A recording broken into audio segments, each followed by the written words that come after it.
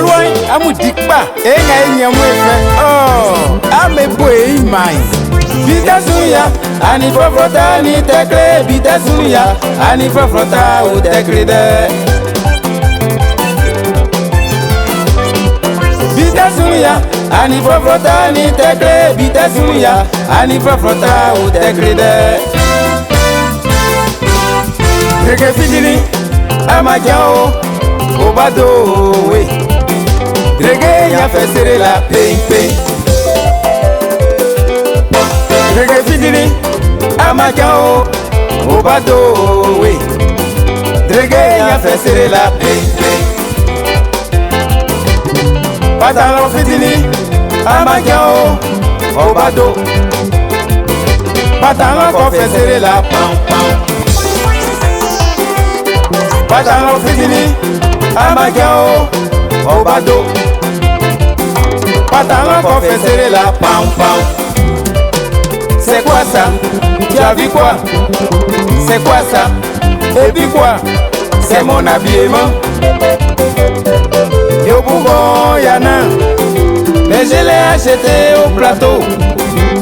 Mais moi bobo yana. Elle te sort d'elle des marches, il faut les voir décaler. Ignomo, zigzig, sa, zigzig, ouka, zigzig, sa, zigzig, ouka.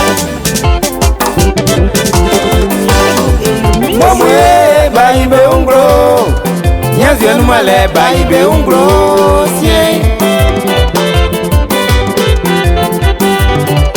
Momwe, baïbe ungro, nyanzio numale, baïbe ungro, jamu. Tra les promesses, be wetinale, be un fremra, be insindre bayi, be samake jen, be jabu jen.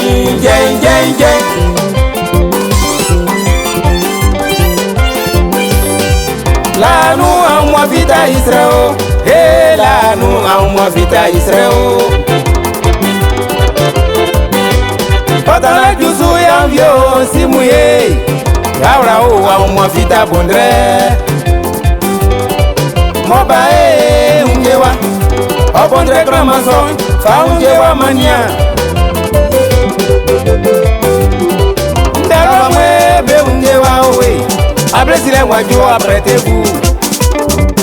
Un pas, 1 kilo, 2 pas, 2 kilos, 3 pas, 3 kilos. Tenye katia bay, faut pas reculer. Kaye katia bay, je t'attends. Toi ko yanu sa on m'attend. Yeti gang. Yeti sese, beku yeti tondrondo. Ya matapa, eni momo ya matapa. Wakemla mwe be unge wawe. Bagiri ya jo be unge wawe. 1 pas, 1 kilo. 2 pas, 2 kilos. 3 pas, 3 kilos. Kaye katia bay, faut pas reculer. Kenye katia bay, je t'attends. Kenye katia bay, faut pas reculer. Kaye katia bay, je t'attends. Arrangé à Mani Jackson. Ah ouais, on m'attend pas.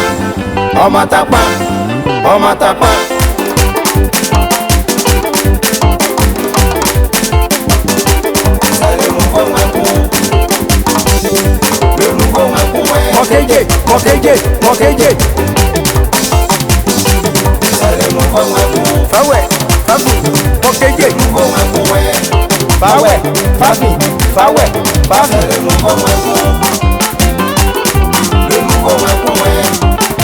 On m'attend pas. C'est le nouveau Macou. Le nouveau Macou. M'braleng me fwa mwe be brao. Eka bomo esio. Sondo pango ko fwa mwe be brao. Ngo wajo be brao esio. 1 pas, 1 kilo. 2 2 kilos, 3 pas, 3 kilos. Tenue Katia Tiabaye, faut pas reculer. Kaye Katia Tiabaye, je t'attends. Toi et Koyano, ça m'attaque pas. On m'attaque pas, on m'attaque pas, on m'attaque pas.